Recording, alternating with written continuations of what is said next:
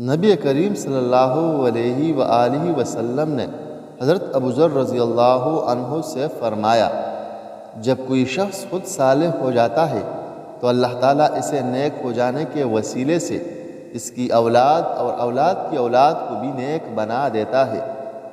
نبی کریم صلی اللہ علیہ وآلہ وسلم نے فرمایا، جس کا آخری کلام لا الہ الا اللہ ہوگا وہ جنت میں داخل ہوگا۔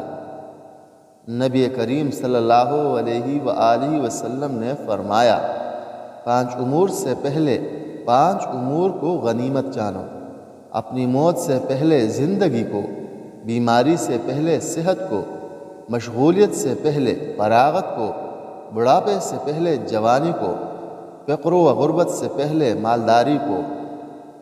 آپ صلی اللہ علیہ وآلہ وسلم کے پسینے میں ایک خاص قسم کی خوشبو تھی۔ چہرے انور سے جب پسینہ ٹپکتا تو موتیوں کی طرح معلوم ہوتا۔ حضرت انس رضی اللہ عنہ فرماتے ہیں کہ ہم نے دیباج اور حریر کو آپ کی جلد سے زیادہ نرم نہیں دیکھا، اور مشک و عنبر میں آپ کے بدن معطر سے زیادہ خوشبو نہیں سونگھی۔